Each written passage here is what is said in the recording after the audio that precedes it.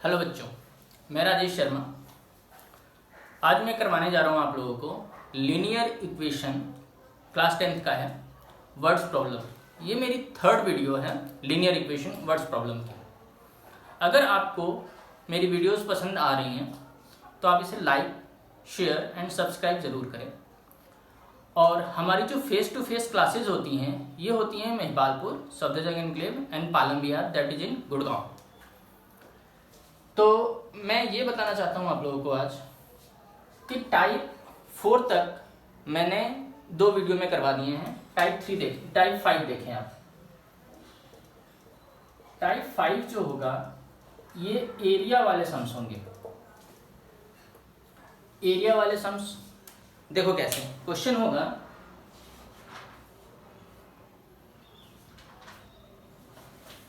The area of rectangle.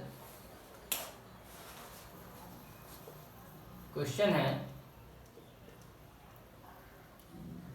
The area of rectangle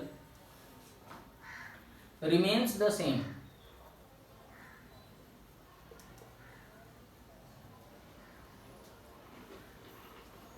if its length is increased by 7 centimeter. If its length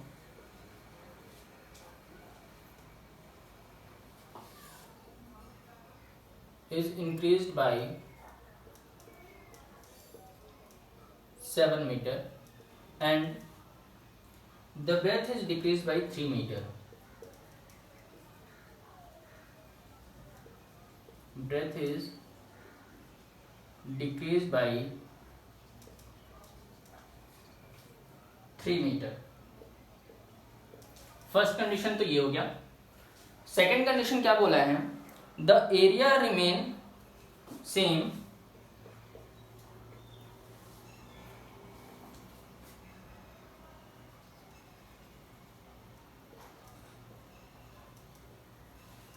if the length is decreased by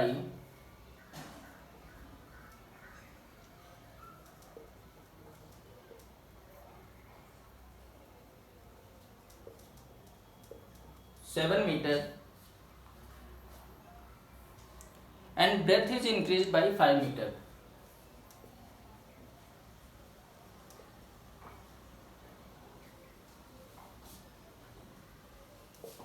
Breadth is increased by 5 meter. Find length and breadth.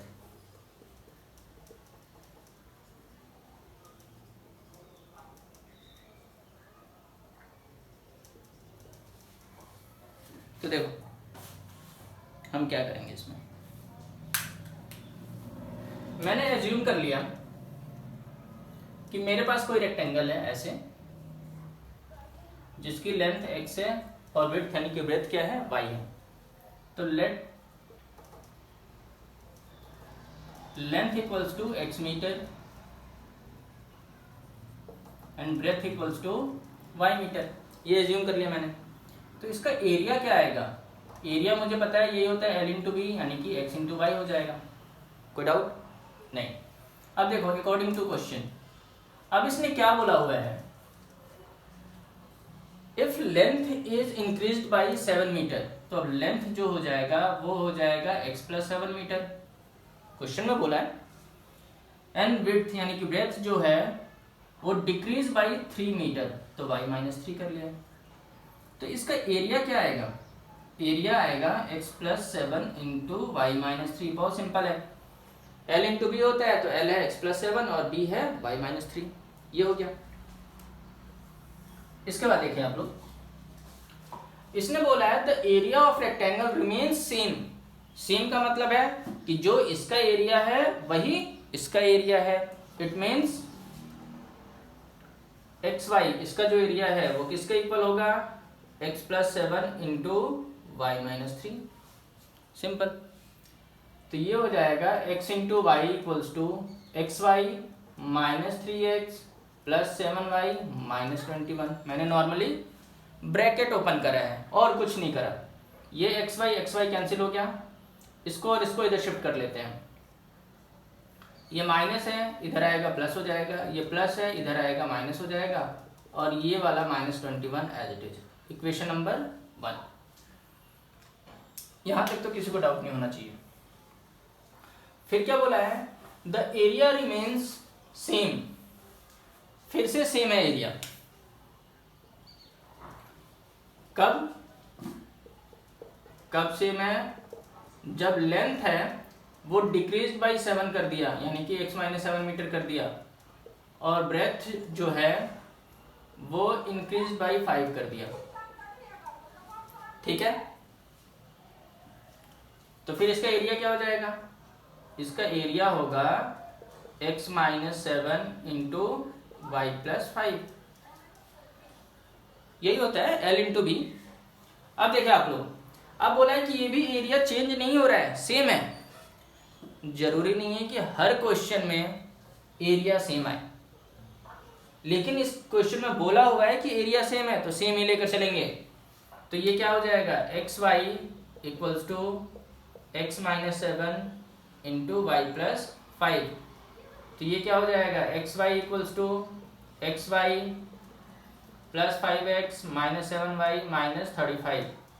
X Y cancel, 35 को इधर shift कर दो, तो ये हो जाएगा 5x - 7y equals to 35। Equation number 2। अब मेरे पास दो इक्वेशन आ चुकी हैं और मुझे x एंड y की वैल्यू फाइंड करनी है, तो भाई एलिमिनेशन मेथड है। तो solving 1 and 2, solving equation 1 and 2, ये है 3x - 7y equals to -21, 5x - 7y equals to 35। y का कोफिशिएंट सेम है और दोनों का साइन भी सेम है। जब साइन सेम होता है तो हम माइनस करते हैं इसको, ये माइनस हो जाएगा, ये प्लस और ये माइनस, ये कैंसिल हो गया, -2x, ये हो जाएगा -56। तो x इक्वल्स टू आ गया 28 मीटर। ये तो x आ गया, x की वैल्यू 1 में पुट कर दो, पुट इन इक्वेशन 1। तो ये हो गया 3 into 28 - 7y equals to -21।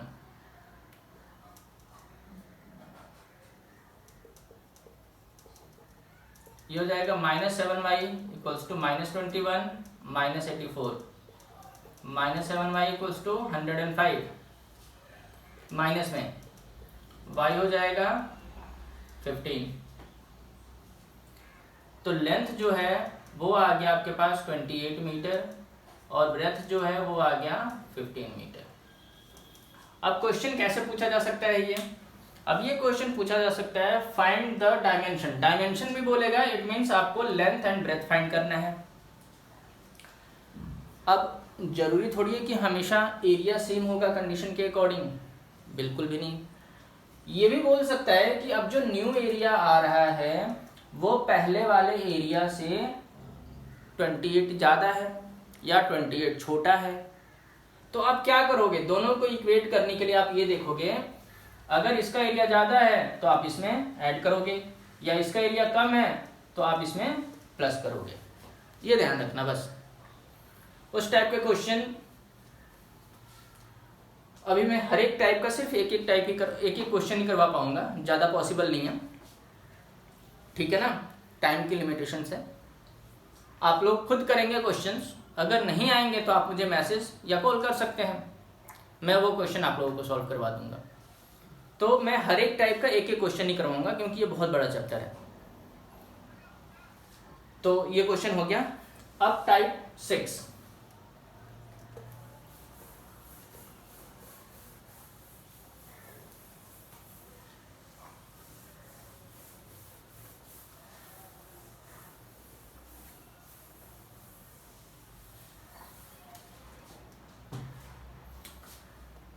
Type 6 में जो है वो डिस्टेंस वाला क्वेश्चन आएगा।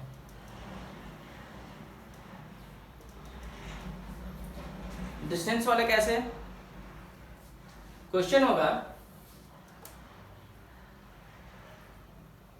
A and B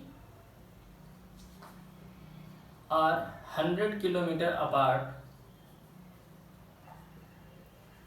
on A highway.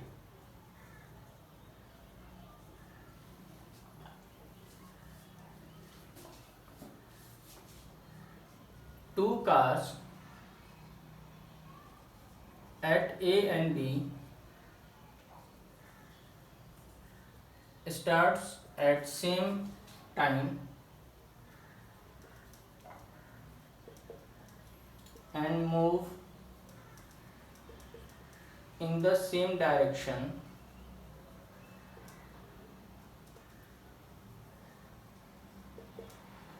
at different speed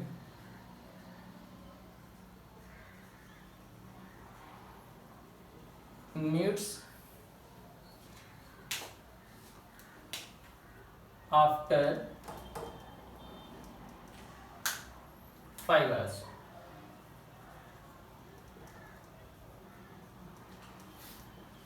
ठीक है। And if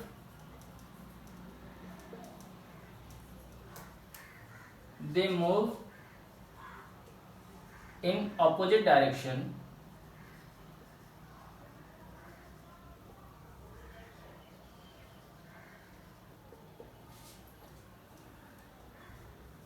they meet after 1 hour। find their speed। इस क्वेश्चन का क्या मतलब है मैं एक बार फिर से एक्सप्लेन कर रहा हूँ। दो कार हैं, एक ए पे है एक बी पे है। अगर दोनों सेम डायरेक्शन में मूव करते हैं यानी कि ऐसे, तो 5 आवर्स के बाद कहीं पे मीट करते हैं। 5 आवर्स के बाद, इसका ये मतलब है कि इसकी स्पीड ज़्यादा है, इसकी स्पीड कम है, तभी तो ये ओवरटेक करेगा इसको। और फिर क्या बोला है कि अगर ये कार अपोजिट डायरेक्शन यानी कि ऐसे मूव कर रहे हैं तो ये 1 आवर के बाद ही मीट कर जाती हैं। वैसे हमें पता है कि अगर कोई भी 2 ऑब्जेक्ट्स हैं अगर सेम डायरेक्शन में मूव करेंगी तो हमेशा ज़्यादा टाइम लेंगी और अपोजिट डायरेक्शन में मूव करेंगी तो कम टाइम लेंगी। तो वही कॉन्सेप्ट यहाँ पे लगाना है। देखिए आप लोग,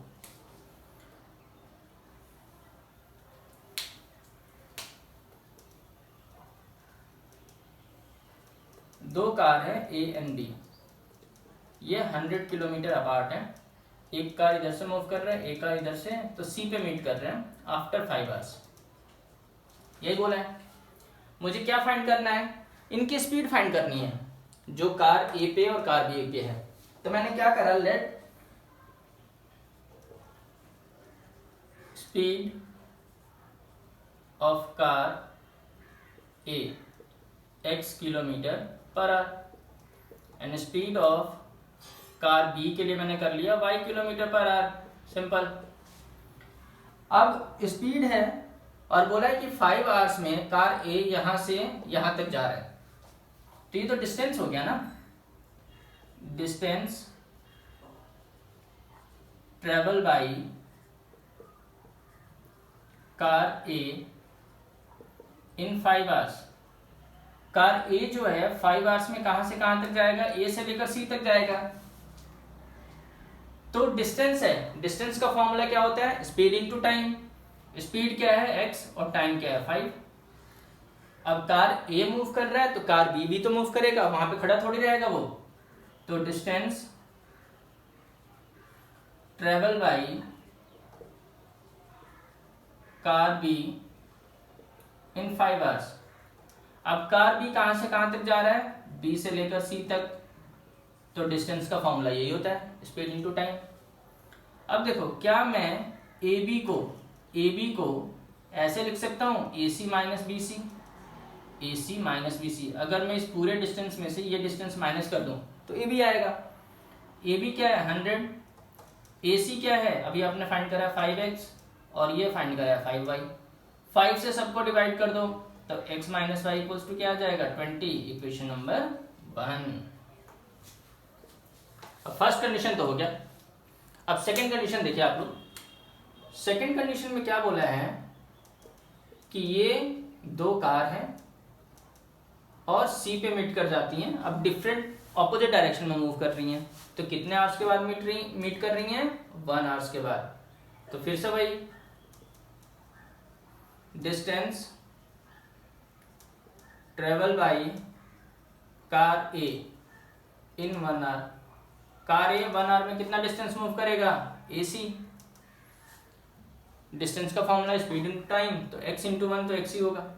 फिर distance travel by car B in 1 hour, ये हो जाएगा BC यानी कि y।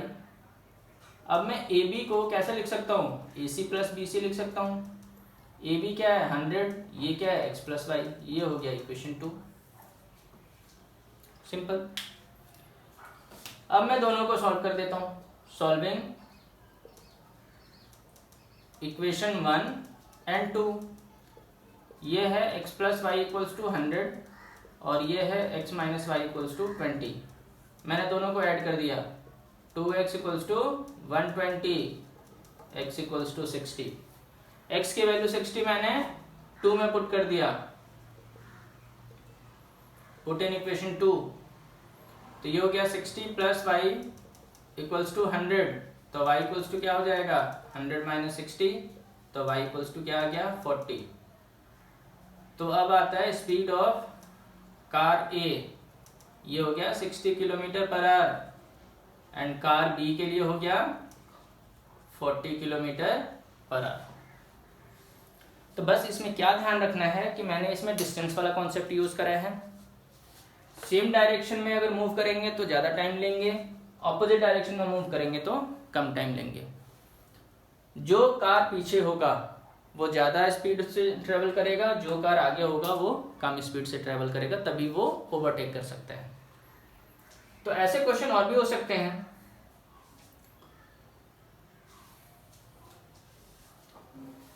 ये तो एनसीईआरटी का क्वेश्चन है।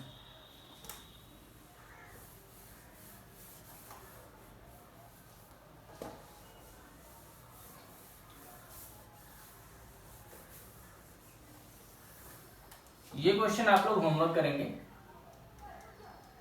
क्या है homework, A and B are 150 kilometre apart on a highway. 2 cars at A and B start at same time and move in the same direction at different speed, meet after 7 hours. And if they move in opposite direction, they meet after 1 hour. Find their speed. Same question है। पहले वाले में मैंने 100 लिया था, इसमें 150 लिया है। तो ये 2 टाइप मैंने आज करवाया। आई होप कि आप लोगों को ये वीडियो पसंद आया होगा और आपके कॉन्सेप्ट्स क्लियर हो गए होंगे। तो आप लोग इस वीडियो को लाइक करें, शेयर करें एंड सब्सक्राइब करें। Thank you.